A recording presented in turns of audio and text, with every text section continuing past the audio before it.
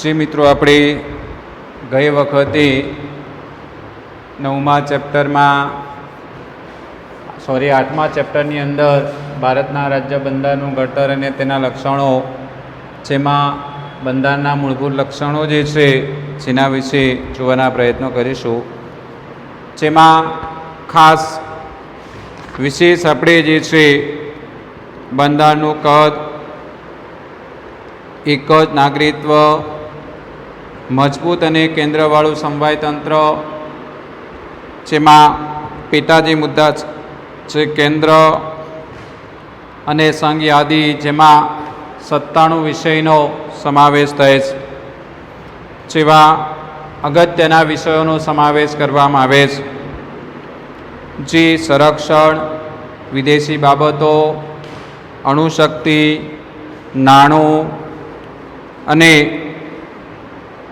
વીમો, બેન્કિંગ, તાર ટપાલ, રેલવે જેવા રાષ્ટ્રીય મહત્ત્વ ધરાવનારા કેન્દ્રો સર્વોપરી સત્તા ધરાવે છે. રાજ્યની યાદીમાં 6666નો સમાવેશ કરવામાં આવે છે, જેમાં કાયદો ઘડવાની સંપૂર્ણ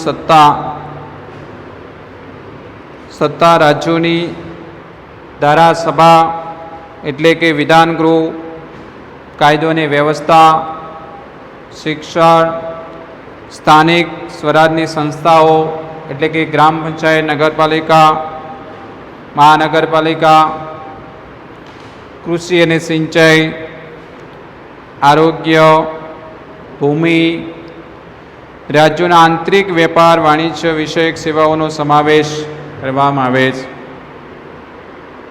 સંયુક્ત યાદીમાં 47 વિષયનો સમાવેશ કરવામાં આવે છે, જેમાં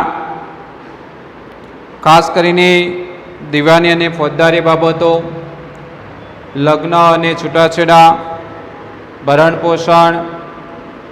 ભરણપોષણ એટલે કે જ્યારે લગ્ન થાય અને પતિને પત્ની સાથે ફાવતું નથી તો કોર્ટના માધ્યમથી કોર્ટ જે નક્કી કરે એ પ્રમાણે મોંઘવારી ભથ્થું જે છે, એટલે કે દર મહિને સરકાર એવું કહે છે કોર્ટના માધ્યમથી કે દર મહિને આ તમારી ધર્મપત્નીને બેંકમાં 5000 રૂપિયા દર મહિને જમા કરાવવાના, એટલે એના પતિએ ફરજિયાત 5000 રૂપિયા જે એને જમા કરાવવાના રહેશે. સરકાર નક્કી કરે એ મુજબ 5 વર્ષ, 10 વર્ષ, લાઈફ ટાઈમ જે નક્કી મુજબ લો જે હોય એ મુજબ એને કહીશું ભરણ પોષણ.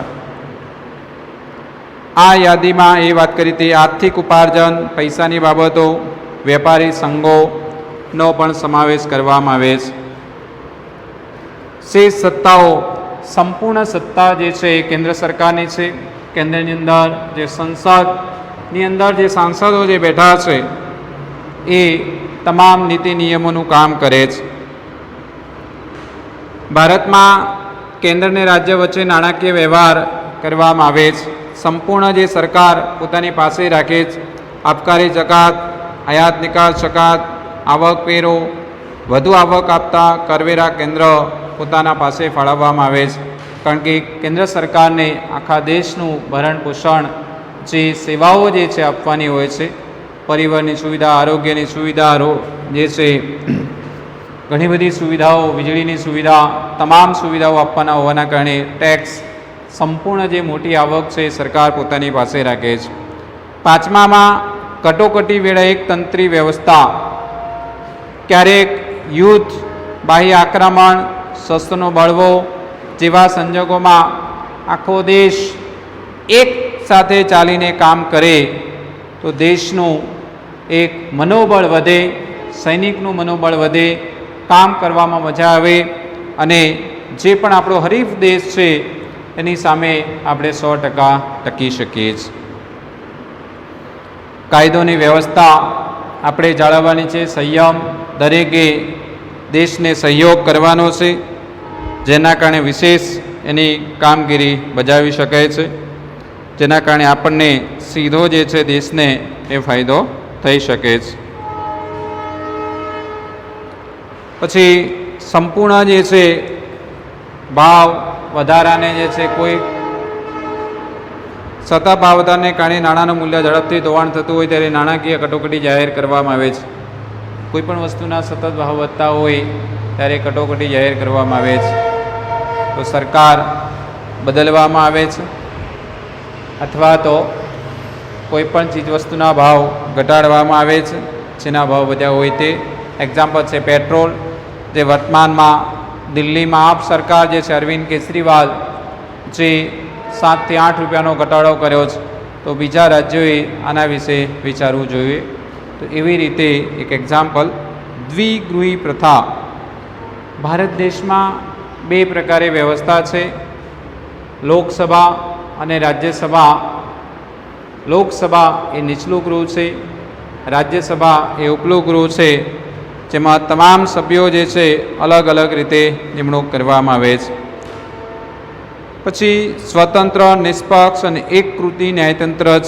એટલે આપણા દેશમાં તાબાની કોર્ટ જે તાલુકા જિલ્લાલય હોય, હાઈકોર્ટ એ જે તે રાજ્યની અંદર હોય, અને સુપ્રીમ કોર્ટ જે નવી દિલ્હીમાં આખા દેશ માટે એક જ હોય, જે રાજકારણથી અલગ સ્વતંત્ર વિભાગ છે, જેમાં કોઈપણ પ્રકારનો પક્ષપાત ન થાય અને કસ્ટમર, ગ્રાહક, વ્યક્તિને પૂરેપૂરો ન્યાય મળે એવા પ્રયત્નો કરવામાં આવે છે. કોર્ટ કોઈને અન્યાય ન થાય એનું વિશેષ ધ્યાન રાખે છે, જે વર્તમાનપત્રમાં એવા ઘણા બધા કિસ્સાઓ આવતા હોય જે તમે જોતા હોય છે. બંધારણમાં સુધારો. ભારતીય બંધારણ અન્ય દેશોના બંધારણ કરતાં પરિવર્તન જે છે એ શીલ જોવા મળે છે. જોઈએ આપણે 8મા મુદ્દાથી. ભારતીય બંધારણ અન્ય દેશોના બંધારણ કરતાં પરિવર્તનશીલ છે, એટલે અલગ છે. સમય અને સંજોગોને આધીન બંધારણમાં ફેરફાર કરવાની જરૂર પડતી હોય છે, જે 3 પ્રમાણે. 1. અમુક જોગવાઈઓમાં સંસદના હાજર અને મત આપતા સભ્યોની સાદી બહુમતીથી સુધારો કરી શકે છે. કોઈ સામાન્ય બાબત જે છે ફેરફાર કરવો હોય તો સંસદના હાજર રહેલા સભ્યોમાંથી, દાખલા કે 545 સભ્યો છે, એમાં 200 સભ્યો હાજર રહે તો અડધા આપણે કહીએ તો 100ના અડધા 65. બહુમતી પ્રમાણે આપણે જોઈએ તો 50 નહીં, 65 તો 130. તો 130 સભ્યો જે છે એ સાદી બહુમતીથી એ કાયદો સંસદમાં પસાર કરવામાં આવે છે. એક એક્ઝામ્પલ આપું કે દરેક સાંસદ જે છે એ એમનો ટાઈમ 11:30-12 વાગ્યાનો હોય અને દેશમાં કામ સારું કરવાનું હોય, વિશેષ કામગીરી કરવાની હોય, તો તમામ સાંસદો એમ કહે છે કે હવે આપણે ટાઈમ બદલીએ, જેથી કરીને દેશમાં 1.25 કરોડ જનતા છે એને લાભ મળે, આપણા અનુભવનો, આપણા શિક્ષણનો. તો એ તમામ મિનિસ્ટરો જે છે, સાંસદો જે છે એ 9 વાગે આપણી પાર્લામેન્ટમાં દિલ્હીમાં હાજર થઈ જાય તો સોનામાં સુગંધ પડે, એટલે કે વિશેષ સુવિધા મળે અને આપણા કામમાં વધારો થઈ શકે છે. એવી રીતે. સેકન્ડ, અમુક જોગવાઈમાં સંસદના બંને ગૃહની કુલ સભ્ય સંખ્યાની બહુમતી અને હાજર તેમજ મત આપતા સભ્યોની 2/3 સ્પષ્ટ બહુમતીથી ફેરફાર કરી શકે છે. હવે ધ્યાન રાખજો મિત્રો અહીંયા કે સેકન્ડ જે પોઈન્ટ છે, બંને ગૃહની સભ્ય સંખ્યાની બહુમતી. આપણે પહેલાં અહીંયા લખીશું લોકસભા, જેમાં 545 સભ્યો છે. રાજ્યસભા જે 250 છે.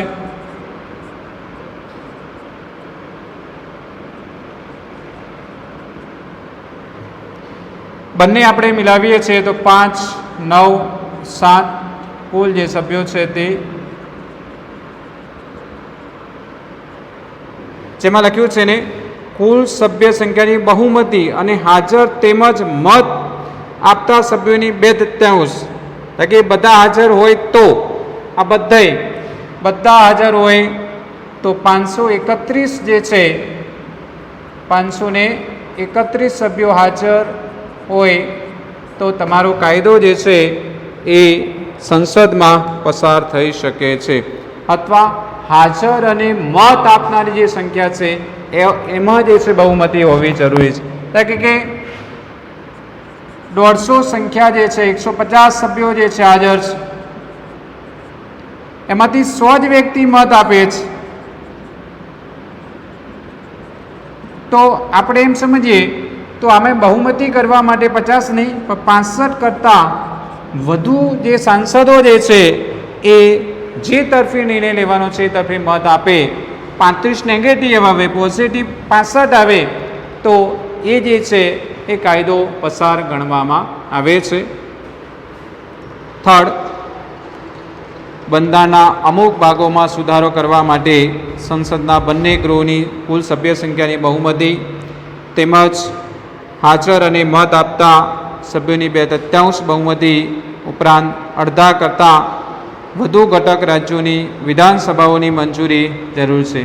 એટલે કે અહીંયા સંસદના બંને ગૃહો એટલે કે 795 બહુમતી હાજર એટલે જેટલા હાજર હોય, પછી રાજ્યોની વિધાનસભા એટલે કે ગુજરાતની વિધાનસભાના જે આપણે રાજ્યસભાના જે સભ્યો છે 11, એ આપણા વતી મત આપે અને કોઈપણ પ્રકારનો ચુકાદો જે છે એ આપણે માન્ય રાખવો પડે, જે દરેક રાજ્યમાં રાજ્યસભાની સીટો અલગ અલગ વસ્તીના ધોરણે રાખવામાં આવેલી છે.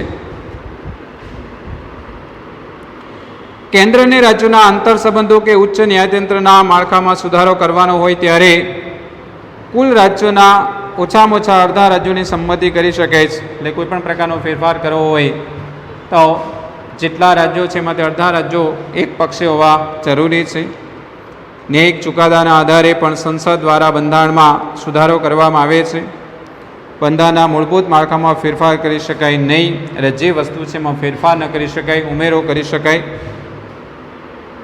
બંધારણની ઘણી બાબતોમાં સંસદ સાદી બહુમતીથી સુધારો કરી શકાતો હોવાથી બંધારણ પરિવર્તનશીલ અને લચીલું ગણાય છે. એટલે નોર્મલ જે છે ફેરફાર કરી શકાય છે, એકદમ મોટો ફેરફાર નહીં.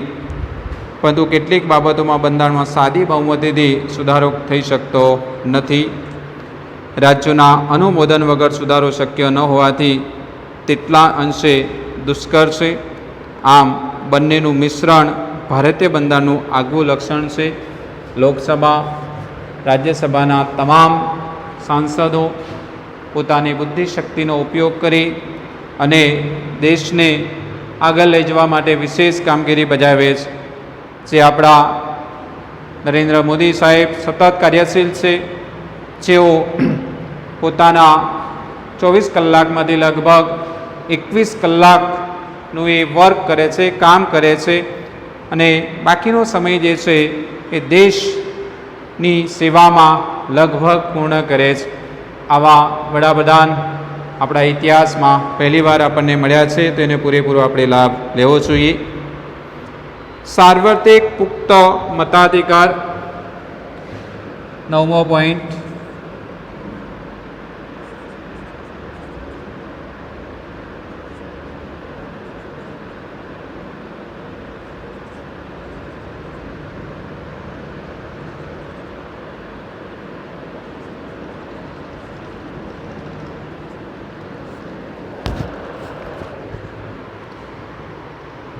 આ અંગે આપણે અગાઉ વિગતે ચર્ચા કરી. ભારતના બંધારણમાં 18 વર્ષથી ઉંમરના તમામ નાગરિકોને કોઈપણ જાતના ધર્મ, જાતિ, શિક્ષણ, લિંગ, આવક, કોમ, મિલકત, જન્મસ્થાન જેવા કોઈપણ જાતના ભેદભાવ મુક્ત રીતે દરેક નાગરિકને સમાન અધિકાર આપવો એ ખરેખર પ્રગતિશીલ અને હિંમતભર્યું પગલું ગણવામાં આવે છે. એટલે આપણા દેશમાં હિન્દુ, મુસ્લિમ, શીખાઈ, જૈન આવું કાંઈ જ નથી. મત આપવા માટે બધાને સરખા છે. લિંગ એટલે સ્ત્રી અને પુરુષ, કોઈની આવક નહીં, કોઈ કોમ નહીં, જન્મના આધારે નહીં. ભારતનો નાગરિક છે તેને મત આપવાનો અધિકાર છે. ચાહે હિન્દુ હોય, મુસ્લિમ હોય, જૈન હોય, ખ્રિસ્તી હોય, કોઈ પણ ધર્મનો હોય, ભારતનો નાગરિક છે એટલે એને મત આપવાનો અધિકાર છે. મતાધિકારને કારણે લોકશાહીમાં પ્રત્યેક નાગરિકને સમયે પોતાની પસંદગીના ઉમેદવારને મત આપીને ચૂંટવાનો અધિકાર છે. તમારા ગામમાં, શહેરમાં તમે જે પોતાનું ઇલેક્શન કાર્ડ ધરાવો છો, મતદાર યાદીમાં નામ છે, જ્યારે જ્યારે 5 વર્ષે ચૂંટણી આવે છે, ગ્રામ પંચાયતની ચૂંટણી આવે છે, નગરપાલિકાની ચૂંટણી આવે છે, કોઈ પણ પ્રકારની ચૂંટણી આવે ત્યારે તમને મત આપવાનો અધિકાર છે અને તમને પસંદ પડેલા ઉમેદવારને. ચૂંટણીઓમાં યુવા મતદારોની ઉત્તરોત્તર સંખ્યા વધતી જાય છે.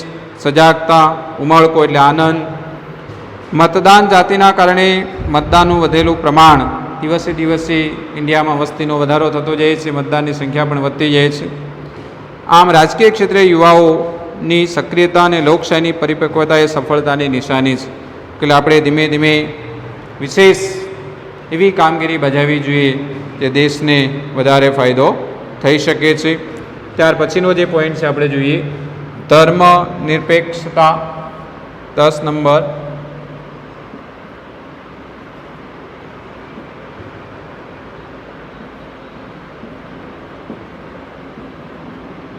એટલે કે બિન સાંપ્રદાયિકતા. ભારતીય બંધારણમાં સર્વધર્મ તરફ સમાન દ્રષ્ટિ અને સમાન આદરભાવનો સ્વીકાર કર્યો છે, જેના કારણે આપણે કોઈપણ વ્યક્તિને ક્યાંય અડચણરૂપ થતા નથી. રાજ્ય દ્વારા કોઈપણ ધર્મને ઉત્તેજન કે ટેકો નહીં, રાજ્યને પોતાનો કોઈ ધર્મ કે સંપ્રદાય નહીં, એટલે કે કોઈને કોઈ પણ પ્રકારે નહીં. જેને જે ધર્મ પાળવો એ છૂટ, કોઈને ફોર્સ નથી. સ્વૈચ્છિક રીતે પોતાનો ધર્મ અપનાવી બીજા કોઈ ધર્મમાં પણ જવાની એને છૂટ છે. સ્વેચ્છાએ કોઈ પણ પ્રકારનો ફોર્સ નહીં. રાજ્ય તટસ્થ છે. ભારતીય બંધારણ કોમી પક્ષપાત કે ધાર્મિક બાબતો ઉપર છે. રાજ્ય કોઈપણ નાગરિક પ્રત્યે ધર્મના આધારે ભેદભાવ રાખતું નથી. કોઈપણ રાજ્ય, ભારતના 29 રાજ્યો જે છે એ કોઈ વ્યક્તિને ભેદભાવ કરશે નહીં. ધર્મના અનુયાયીઓ પોતાની પસંદગીની ધાર્મિકતાની માન્યતા, શ્રદ્ધા અને આસ્થા અનુસાર ધર્મનું પાલન કરવાની, પ્રચાર અને પ્રસારણ કરવાની સ્વતંત્રતા બંધારણમાં આપવામાં આવી છે. અનુયાયીઓ એટલે ધર્મના વડાઓ. દરેક ધર્મના અલગ અલગ વડાઓ જે છે એ પોતાના ધર્મની અંદર પ્રચાર અને પ્રસાર કરી શકે છે અને આસ્થા, શ્રદ્ધા એ એમને શિક્ષણ આપી શકે છે. સમાન નાગરિક ધારાની જોગવાઈ માર્ગદર્શક સિદ્ધાંતોમાં સમાવી આ બાબતો ધર્મનિરપેક્ષ રાજ્યને ઘોષિત કરી શકે છે. એટલે કોઈપણ પ્રકારે એ પોતાનો ધર્મ અપનાવી શકે છે. અદાલતી સમીક્ષા.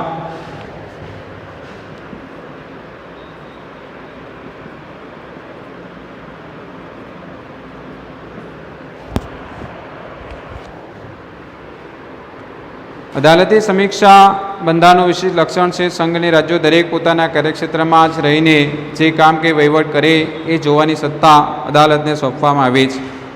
આ તો સાચી છે. સંઘ સરકાર હોય, રાજ્ય સરકાર હોય, કોઈ પણ વ્યક્તિને જ્યારે મતભેદ થાય તો એ પોતાના કાર્યક્ષેત્રમાં આવેલી અદાલતમાં એ પોતે અરજી કરી શકે છે.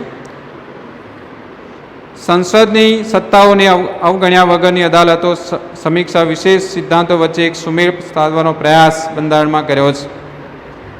સંસદની અવગણના કરવાની નહીં, તેમ છતાં મુશ્કેલી ન પડે એવા ધ્યાનમાં રાખવામાં આવે છે.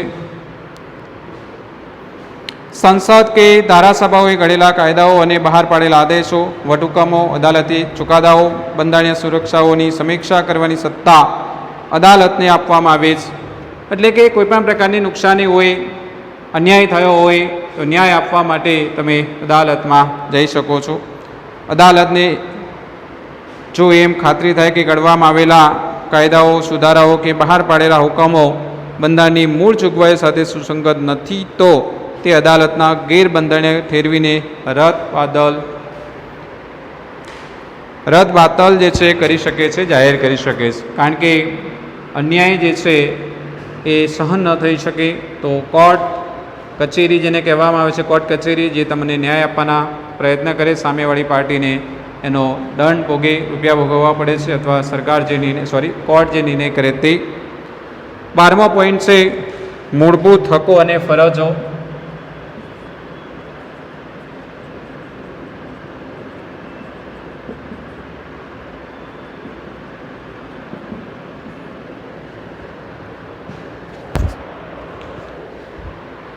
ભારતના લોકો એક સ્વતંત્ર રાષ્ટ્રના નાગરિક તરીકે ગૌરવપૂર્ણ જીવન જીવી શકે તે માટે બંધારણમાં મૂળભૂત હકો આપવામાં આવ્યા છે. સર્વાંગી વિકાસની સાથે રાષ્ટ્રના વિકાસ માટે જરૂરી સ્વતંત્રતાની ખાતરી સાથે હકો અને ફરજો એ લોકશાહી સમાજની મહામૂલી મૂડી છે. કારણ કે લોકોને જેટલી પણ સગવડો મળે એટલો જ દેશને વધારે ફાયદો છે. હકો મળવા જોઈએ, ફરજો મળવી જોઈએ, ફરજો આપણે અદા કરવાની છે. બંધારણીય ઇલાજનો હક 6 થી 14 વર્ષ સુધીના બાળકોને મફત ફરજિયાત શિક્ષણ મેળવવાનો બંધારણમાં હક આપવામાં આવ્યો છે.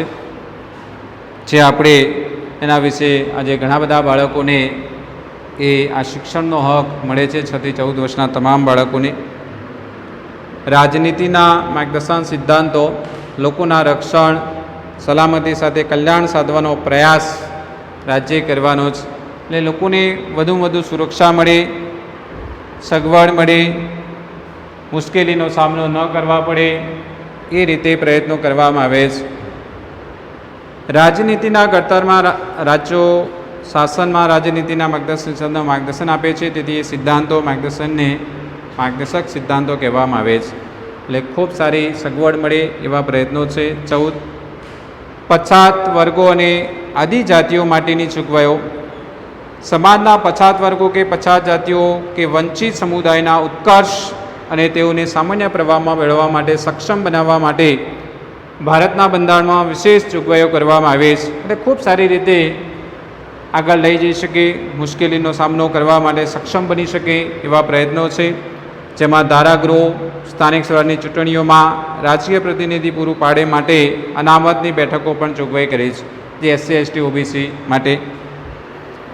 સરકારી નોકરીમાં અને શિક્ષણ સંસ્થાઓમાં પ્રવેશ માટે અનામત કોટાની બેઠકો તેઓની વસ્તીના પ્રમાણે ફાળવીને સમાન તક પૂરી પાડવામાં આવે છે. એજ્યુકેશન જે છે, જોબ જે છે તે SC ST આપણે જોઈએ તો ST જે છે એ 100 7.5 સીટો, STની જે છે 7.5, SCની જે છે 15 અને બક્ષી પંચની 27% અનામત આપવામાં આવે છે તે, અને હેન્ડીકેપ છે તેની 3% અને 5% રીતે આપવામાં આવી છે. પછાત જાતિના બાળકોને શિક્ષણ માટે શિષ્યવૃત્તિઓ, જે બાળકો ભણ્યા છે પછાત જાતિના છે તેઓને શિષ્યવૃત્તિ સીધી બેંકમાં હવે જમા થાય છે. સગવડો આપે છે. ફી માફીની સગવડોના લાભ પણ આપવામાં આવે છે. હકારાત્મક ભેદભાવોને, રક્ષણાત્મક ભેદભાવની નીતિને ખાસ પ્રબંધ બંધારણમાં કરવામાં, એટલે કે બાળકને નુકસાન ન થાય એવા દેશના મુખ્ય જે પ્રયત્નો રહ્યા છે. તો મિત્રો અહીંયા જે છે એ પાઠ પૂરો થાય છે. તો દરેક વિદ્યાર્થી મિત્રોએ આનો સ્વાધ્યાય કરી દેવાનું રહેશે.